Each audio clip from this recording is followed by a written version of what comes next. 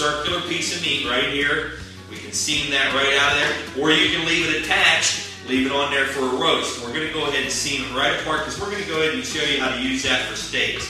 Now just follow the seam right down, and right there it is. That's why they call it the eye around. It's just a long, round eye of meat here. We'll go ahead and follow the same procedures as we have before. Trim it all up, take all of the gristle, all the sinew, all the connective tissue off the outside of it, any silver skin that's on there, any dark meat from the aging process. We're going to go ahead and clean that all up. Trim this off the outside of it here, just very gently. Okay, take that off. We don't want to dig into the meat. We don't want to get into that good precious meat there. So we're just going to keep working our way out of here. Just taking off a little bit at a time. Take your time. Do a really nice job here. Trim that right up. There we go. All right, now we've got that eye around ready right here. Okay, this right here will make very, very good steaks. You can cut those straight off here.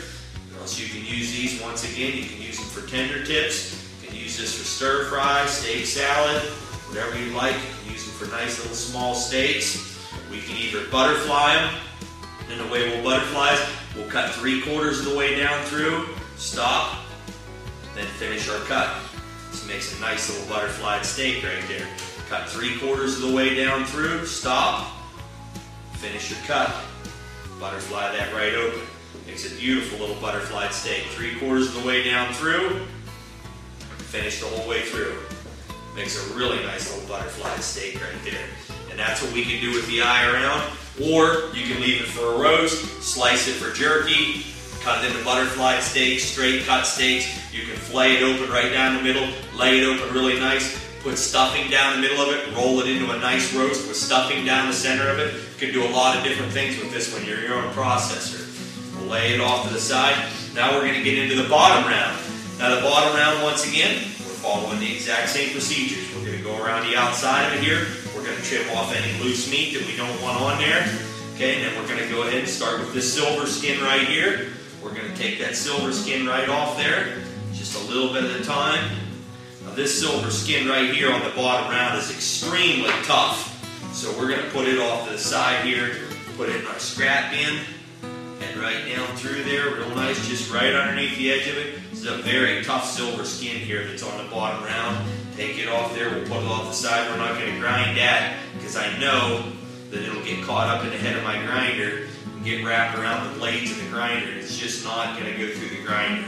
So we're going to trim that right off there, set it off to the side. Okay, trim any of this loose connective tissue off of here.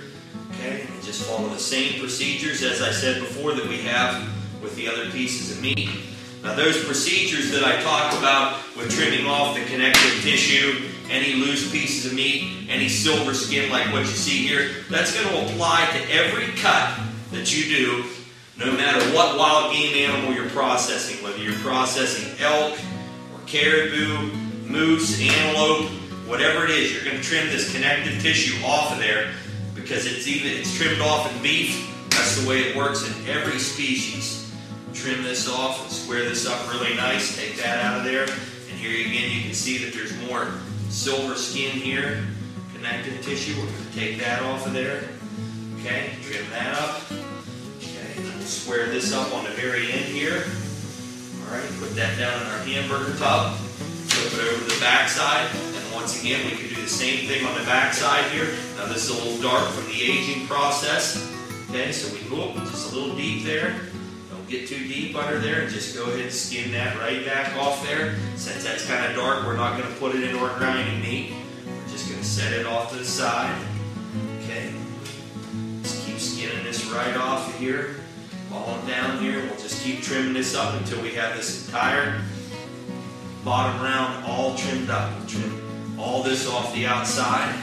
Because what you will find is, especially if this is a doe, you'll find that wild game fat is very tart. It's that type of fat that seems to stick to the roof of your mouth. It's not a desirable fat, and it's generally what carries the gamey flavor that we associate with wild game meat. So you want to trim all the fat off of the outside of your animal. This was a big buck here, so we don't have a lot of fat to work with. So that's one thing that we don't have to worry about, is getting a lot of fat into our wild game meat. Now if you're dealing with an old doe, it's very possible that you might end up with a lot of fat on the outside here that you'll need to remove.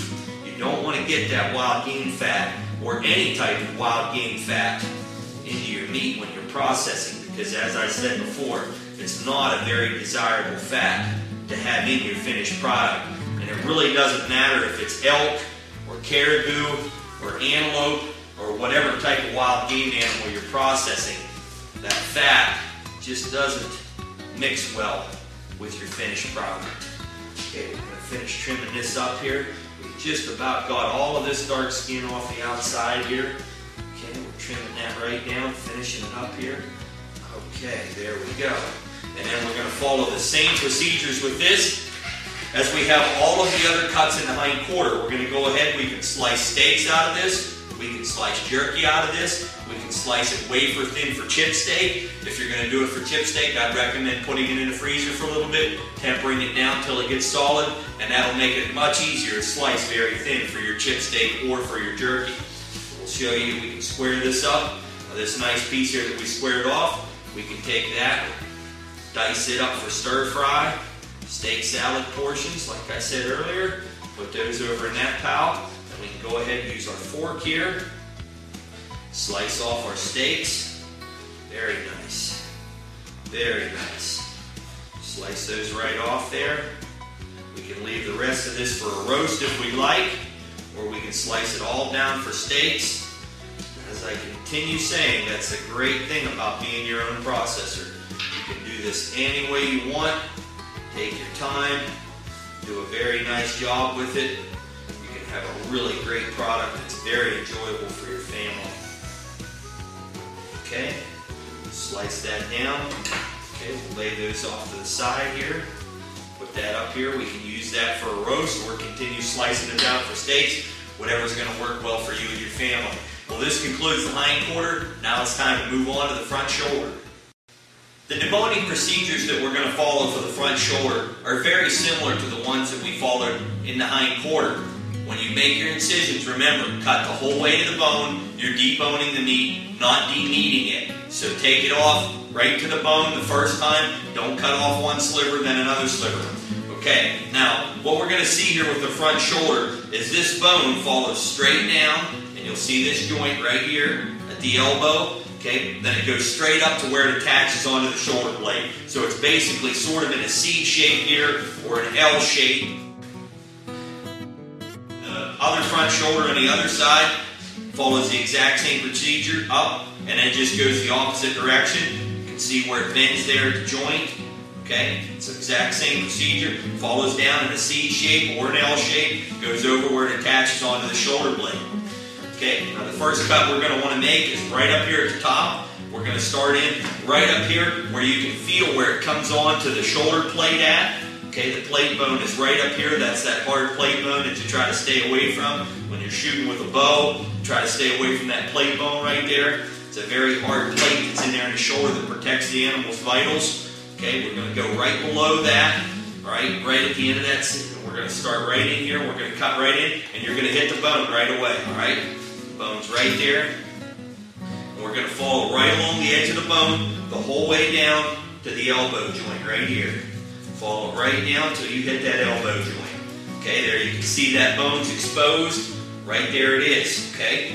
Now once we hit here, as I said before, don't saw your knife directly against the bone. This will dull your knife very quickly. Okay, now we're going to just break off there and follow it straight back towards us. Okay, and then cut that right off. Just like so. Now you can see the bone here. You can even see that elbow joint right there. That's already opened up.